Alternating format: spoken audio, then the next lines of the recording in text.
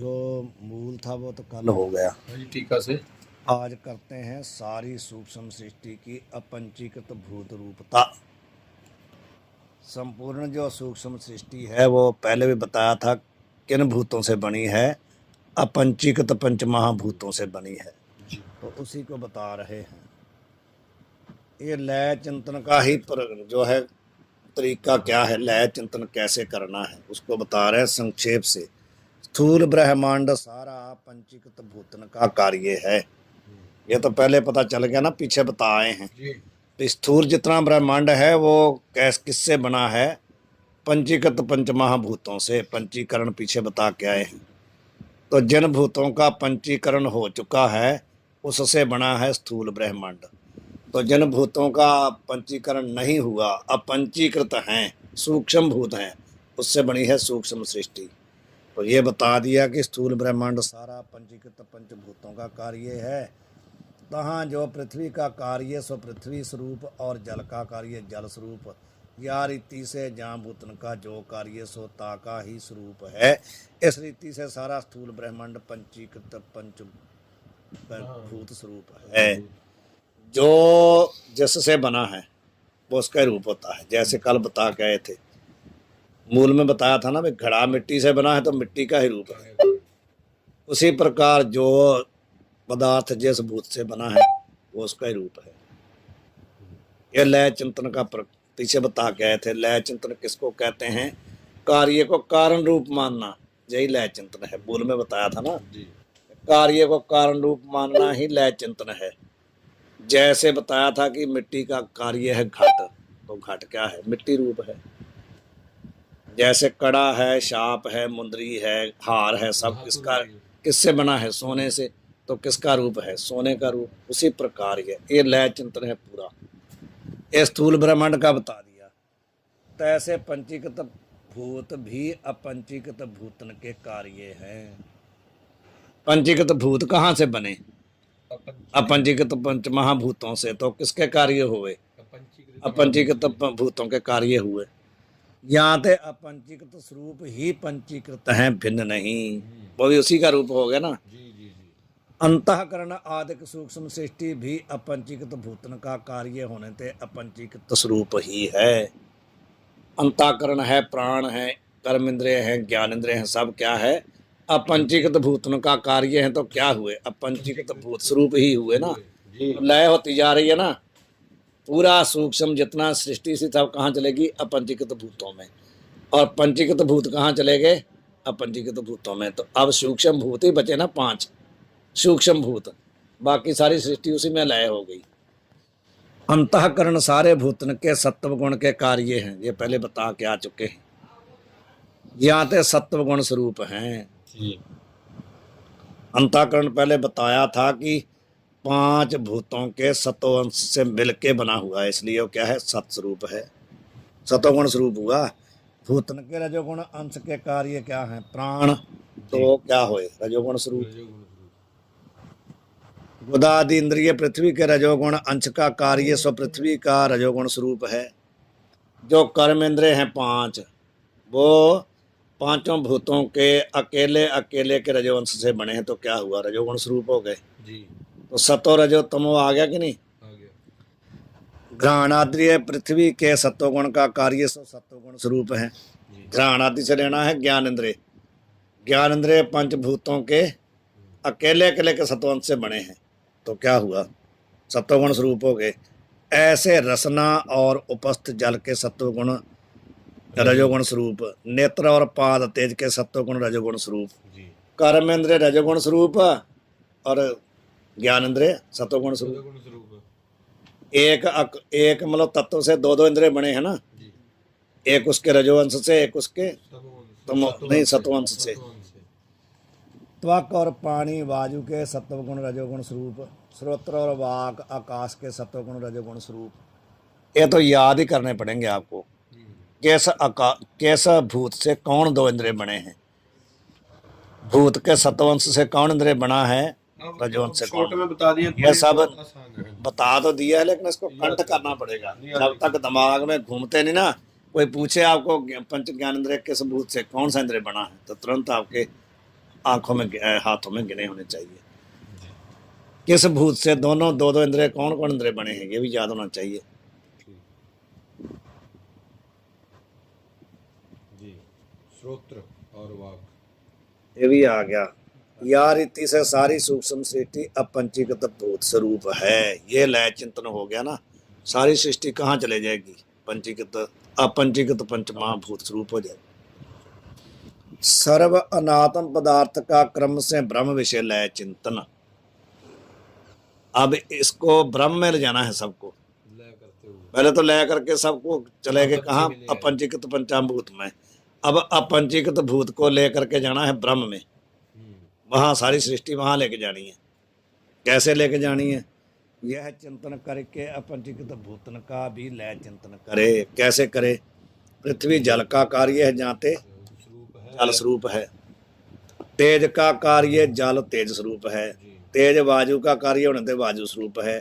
आकाश का कार्य वायु आकाश स्वरूप है। दूसरे में चला गया। तमोगुण प्रधान प्रकृति का कार्य क्या है, आकाश। बाकी सब आकाश से निकले हैं, अब आकाश तक पहुंच गए ना। आकाश किसका कार्य है, तम प्रधान प्रकृति का कार्य है। तम प्रधान, पहले सतो रजो तो हो गया, अब तम प्रधान प्रकृति का कार्य कौन है, आकाश। तो आकाश क्या है, प्रकृति स्वरूप हुआ ना। प्रकृति माया की अवस्था विशेष ही प्रकृति है। माया में चला गया। किसका नाम है, माया। प्रकृति किसको कहते हैं, माया को। प्रकृति कौन शास्त्र वाले कहते हैं, प्रकृति कहते हैं वो सांख्य वाले। सांख्य वाले माया को, अविद्या को ही प्रकृति कहते हैं, उसी का नाम है। ये इन्होंने कहा कि माया की अवस्था विशेष का नाम क्या है, प्रकृति। कौन सी है विशेष, तमोगुण प्रधान जो अवस्था है उसको कहते हैं प्रकृति। या तो प्रकृति माया स्वरूप है,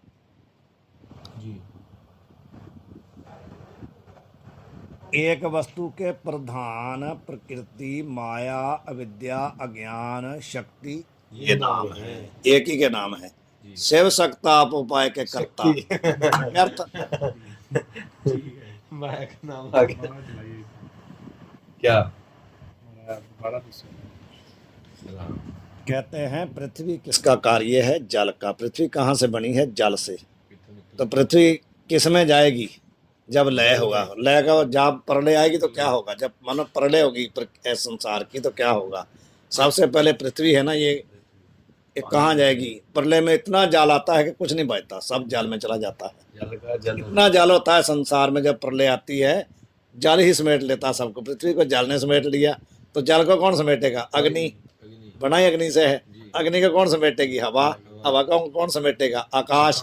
आकाश कहाँ जाएगा, तम प्रधान प्रकृति में। प्रकृति कहाँ जाएगी, माया में। माया कहाँ जाएगी, माया भी आएगा ब्रह्म में।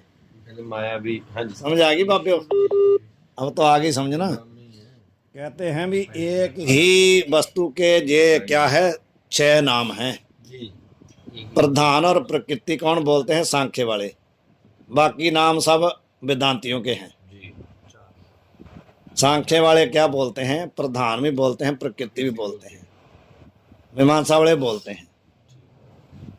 अब कह रहे सर्व कार्य को अपने में लीन करके प्रलय में स्थित उदासीन स्वरूप को प्रधान कहे हैं। प्रधान, अब ये जो नाम बताए हैं ना ऊपर, उनको बता रहे हैं भी प्रधान किसका नाम है। प्रकृति तो बता दिया, प्रधान किसको कहते हैं, जितने कार्य है ना संसार के, जब प्रलय होती है तो सारे संसार के जितने कार्य भाव जो बने हुए हैं पदार्थ, उनको अपने में लीन करके, अपने में लीन करके तो उदासीन स्वरूप को जो स्थिति प्राप्त हुई उसको कहते हैं प्रधान।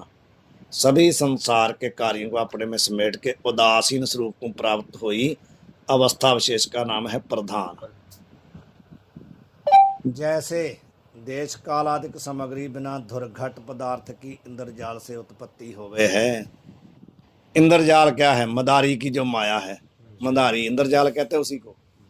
जो मदारी जो तमाशा करने वाला नट, उसकी जितनी सामग्रियों पैदा करता है, कहाँ से पैदा होती है, कोई उसका कारण नहीं है। कह रहे हैं ना, कोई देश काल की उसको जरूरत नहीं है। कहीं में बैठा हो उसको देश काल नहीं चाहिए। नहीं तो जैसे कोई चीज़ उत्पन्न करनी हो तो उसके लिए काल विशेष चाहिए।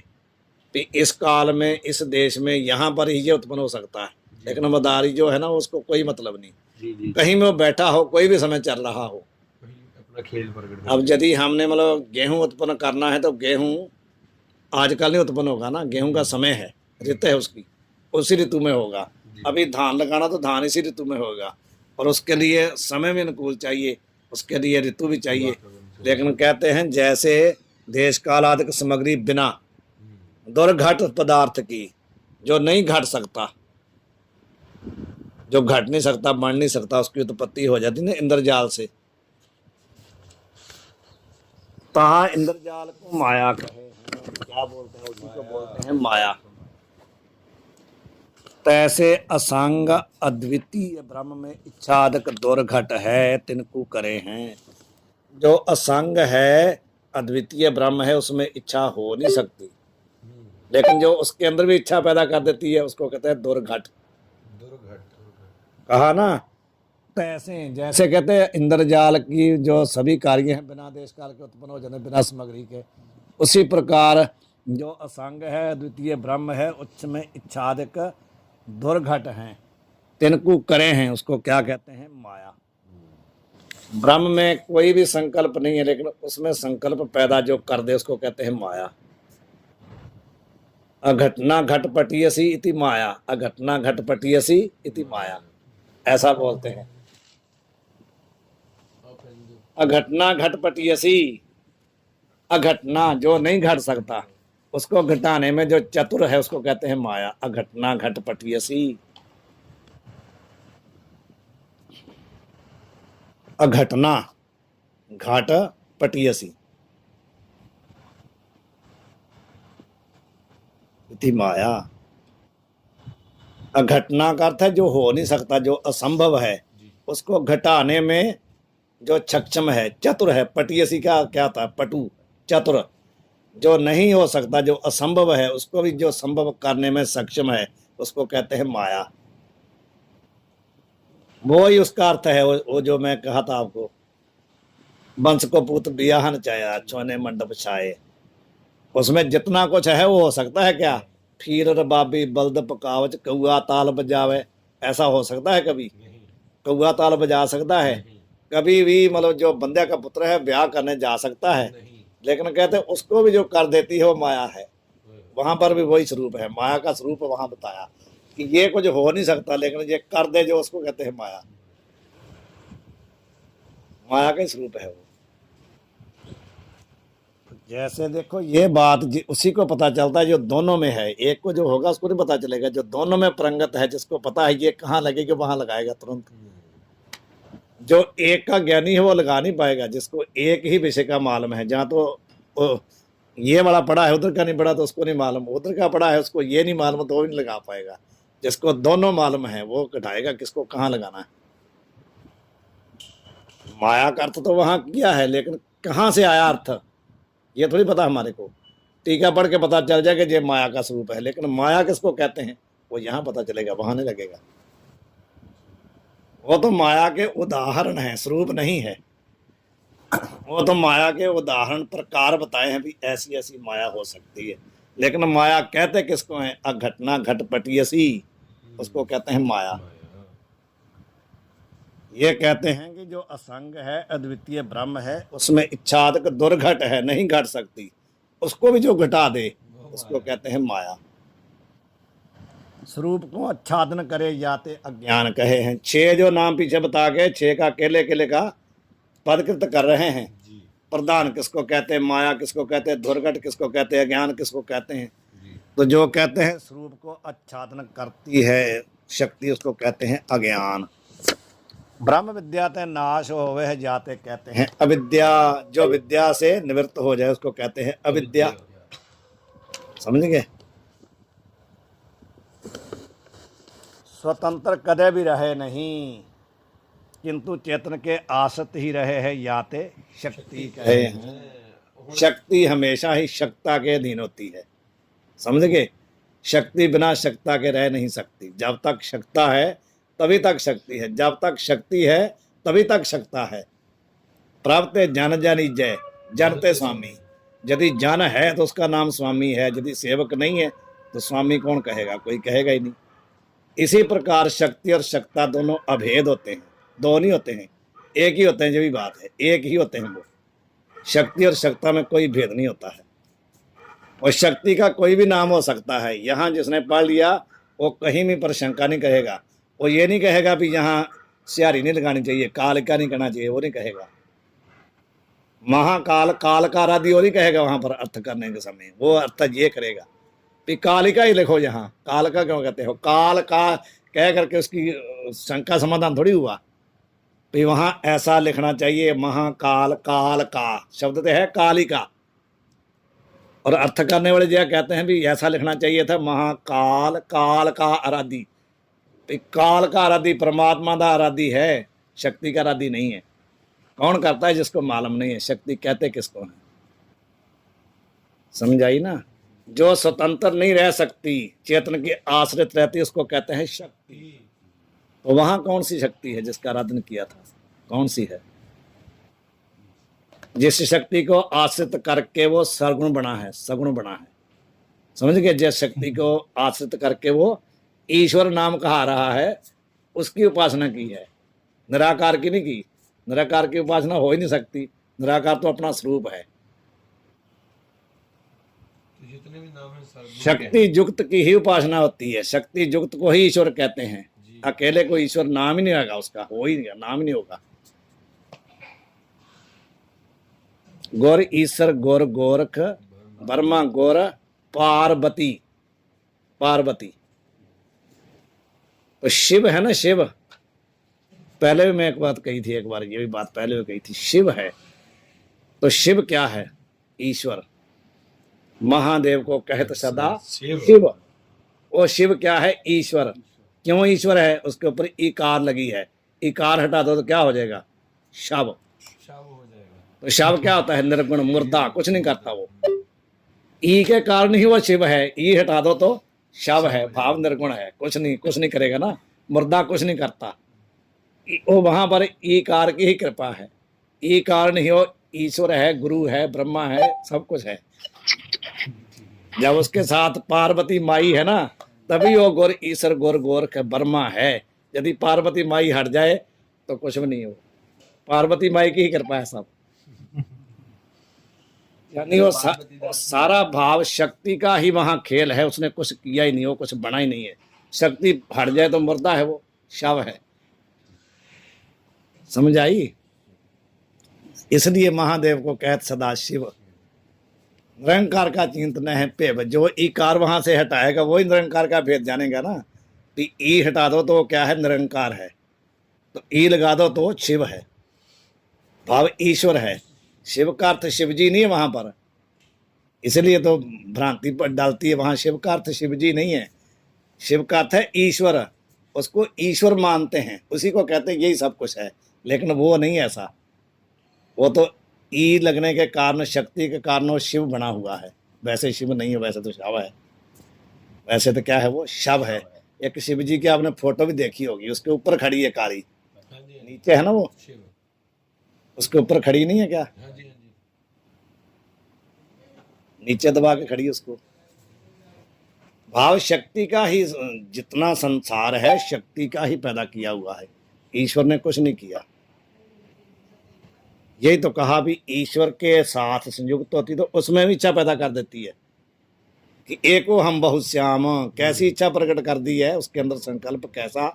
एको हम बहुश्याम प्रजायेय, मैं एक से बहुत हो जाऊं, ऐसा संकल्प।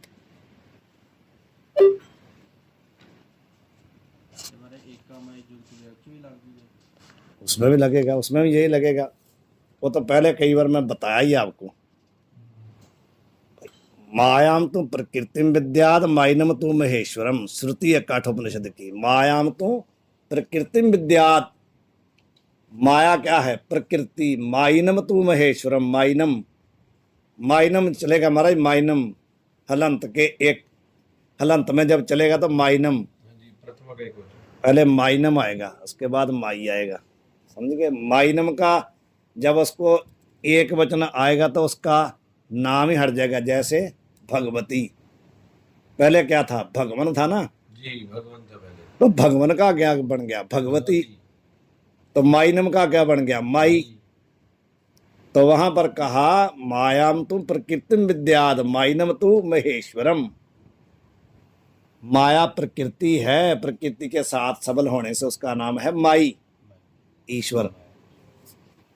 माया वाले को कहा माई, माया वाला है, माया संयुक्त है, इसलिए उसका नाम माई हो गया। माया का नाम माई नहीं है वहां, और माया वाले का नाम माई है। एक का माई ईश्वर, माया वाले का नाम है शक्ति जो युक्त है उसका नाम माई है वहां, शक्ति का नाम माई नहीं है। श्लोक द्वारा बोलियो जी, श्लोक जेड़ा बोलिया सी हुणे। मायाम मायाम तो प्रकृतिम विद्यात माइनम तु महेश्वरम, यह श्रुति है उपनिषद की, वेद की श्रुति है, ये स्पष्ट करती है वहां महेश्वर नाम, जो माई नाम किसका है? महेश्वर का भाव, परमात्मा का नाम वहां पर माई है। प्रकृति माया, जो प्रकृति है माया है, उस प्रकृति से संयुक्त का नाम है माई। तो वो जो माई ईश्वर है ना, जुगत व्याई, जब वो उस माई से माया के साथ संयुक्त हुआ, तीन चेले प्रमाण, तब तीन स्वरूप हो गया, तीन स्वरूप में दिखने लगा। वो सब माई ने ही खेल किया है। माई ने क्या किया? माया संयुक्त होकर के, खेल तो सब माया का ही है, लेकिन ऐसा लगता कि माया वाले ने किया है, लगता तो ऐसा ही ना भी ईश्वर ने किया। ईश्वर कुछ करता ही नहीं, जब पहले कह दिया कि वो करता है ही नहीं, तीनों कालों में कुछ करता ही नहीं, वो तो कैसे करता हो जाएगा? जो निर्लेप है, निर्गुण है, निराकार है, निरावय है, असंग है, निर्लेप है, वो कैसे करता बन जाएगा? बन ही नहीं सकता वो। ईश्वर ने किसी को नहीं बनाया, ईश्वर ने नहीं किसी को बनाया, ना ईश्वर किसी को बनाता है, ना ईश्वर किसी को मारता है, ये भी बात है। जब उसने बनाया नहीं तो वो मारता नहीं, जब बनाने की शक्ति नहीं तो मारने की शक्ति उसमें है नहीं। शक्ति ही सब कुछ करती है। हाँ जी बाबा जी। तो फिर मैं और कर्ता पुरुष कैसे हुआ जी? यही तो समझने वाली बात है, वही तो समझा के हटा हूं। कर्ता उसका नाम कब पड़ा? जब माया संयुक्त हुआ। माया सबल का नाम है कर्ता। तो जब माया हट गई तो कर्ता नहीं है, यही समझने वाली तो बात है। ही कर्तन में तू कर्ता कही है, कर्तन में तू कर्ता कही है, आचरण में आचारी, ये लिखा है ना वहां, कर्तन में तू कर्ता कहिए।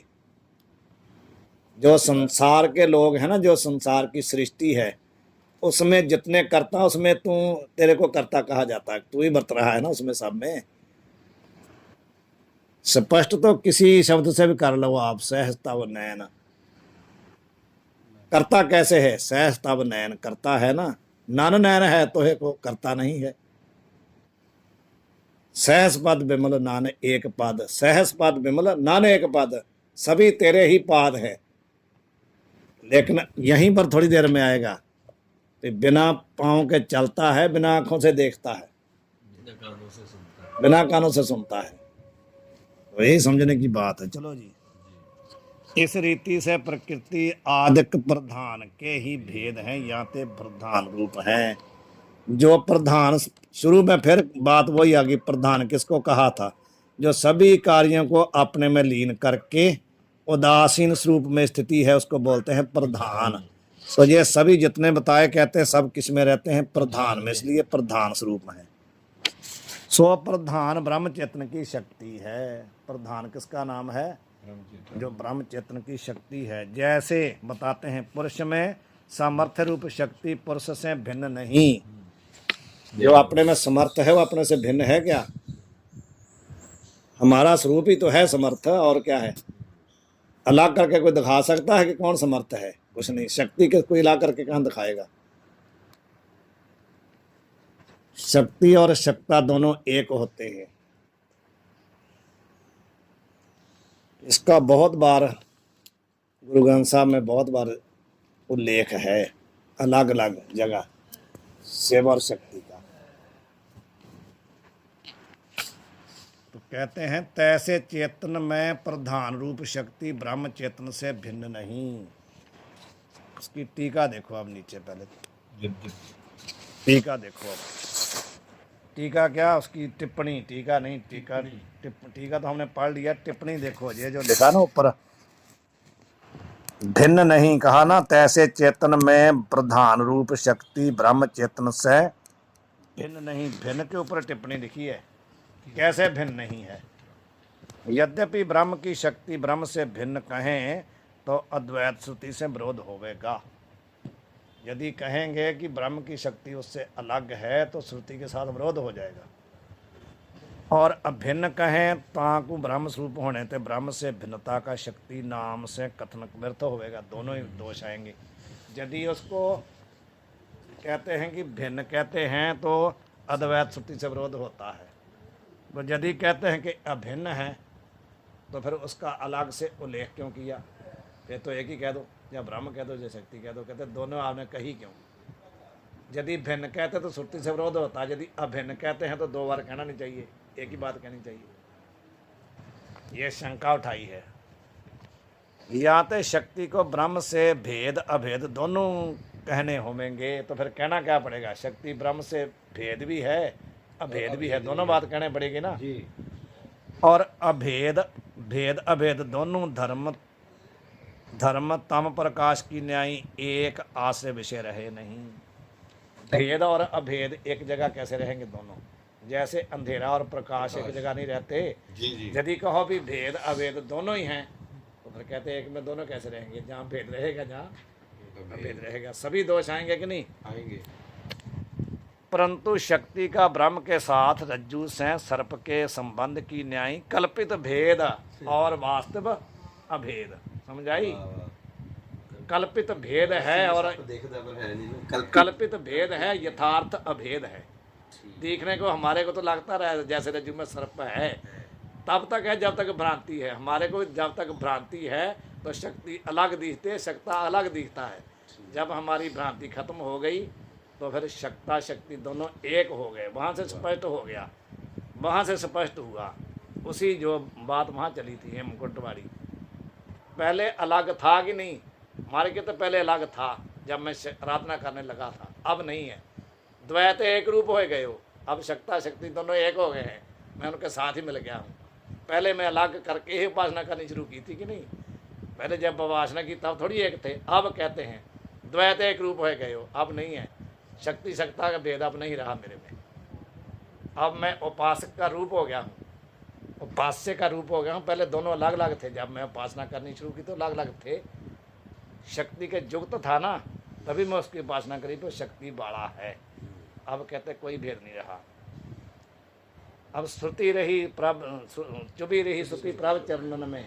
अब नहीं कहते मेरा बाहर निकलने को मन करता, क्योंकि वो भेद जो भेद अभेद ही गई वो थी ना गांठ, वो खुल गई है, अब अभेद ही हो गए। यही बात है, कल्पित भेद हट गया, कल्पित भेद है वास्तव अभेद है, ये बात पक्की कर लो, फिर कहीं में आपको शंका नहीं होगी। भले दुर्गा है, भले काली है, भले बगला है, भले कोई भी है, शक्ति है ना, पार्वती है, राधा है, सीता है, कोई भी है। या इधरले पासे आ जाओ, माता त्रिपता है, माता गंगा है, कुछ भी लगा लो आप, यहाँ भी लगा लो, अपने में भी लगा लो ना। सब क्या है, शक्ति और शक्ता है, दोनों, भेद कोई नहीं है, कोई भेद नहीं है, दोनों में कोई भी भेद नहीं है। यदि उसने कोई संसार में लीला करनी हो तो उसको शक्ति का आश्रय लेना ही पड़ेगा, बिना शक्ति के लीला कर ही नहीं सकता परमात्मा, शक्ति चाहिए उसको। इसलिए जब भी आएगा तो शक्ति के सहत आएगा, बिना शक्ति के आ ही नहीं सकता। आता तो नहीं है लेकिन दिखता है, आता भी नहीं है, शक्ति के द्वारा दिखता है लोगों को, शक्ति ही दिखाती है, वो नहीं दिखाता है, वो अपने आप को कुछ नहीं करता, शक्ति ही उसको दिखा रही है। तो कहते हैं भी कल्पित भेद वास्तव अभेद रूप अनिर्वचनीय तादात्म्य संबंध है। कैसा संबंध है? अनिर्वचनीय तादात्म्य, कहने से जिसको कहा नहीं जा सकता, ना ही उसको भेद कह सकते हैं ना ही अभेद कह सकते हैं, तादात्म्य भेद है। ताते शक्ति का अपने शक्ति से वास्तव भेद के अभाव और कोई प्रमाण कर भिन्न प्रतीति के अभाव कर सो शक्ति ब्रह्म से भिन्न नहीं, उसका कोई प्रमाण ही नहीं मिलता अलग। किंतु जैसे कल्पित सर्प परमार्थ से रज्जु रूप है, तैसे शक्ति परमार्थ से ब्रह्म रूप ही है, अलग नहीं है। बुद्धि मंदता के महाराज सहवर्ती। ये किसी और का। अच्छा यहाँ अच्छा इतने टिप्पणी थी बात जी।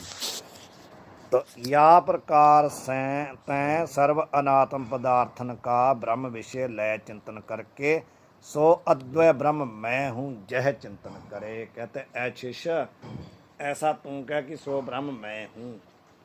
सभी संसार के पदार्थों को ब्रह्म में चिंतन करके अंत में क्या समझ, वो ब्रह्म मैं हूँ। भाव सारा संसार मेरे में ही है, मेरे में कल्पित है, सब संसार है ही नहीं, मेरे में कल्पित है। भाव मेरा ही स्वरूप है, मेरे से अलग कुछ भी नहीं है। ब्रह्म स्वरूप है तो ब्रह्म मैं हूँ।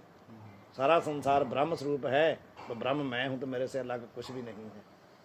तो अब कोई प्रश्न करे भी शक्ति कब पैदा हुई, शक्ति कहाँ है? वो तो कहते उसी का रूप है, तो पैदा कहाँ से होगी वो?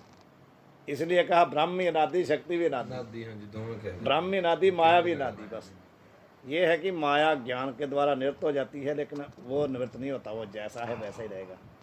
अनादि भी है, अनंत भी है। माया अनादि तो है, अनंत नहीं है, अंत वाली है। अंत वाली है, सही भेद है। एक एक बात जो है ना, यदि समझ में आ जाए, रटी जाए हृदय में, मतलब टिक जाए, तो आदमी शीघ्र ही ज्ञानी हो जाता है। बहुत दिन की जरूरत नहीं पड़ती, शीघ्र ही हो जाता है। ये लय चिंतन कर लो तो एकदम ब्रह्म में स्थिति हो जाती है।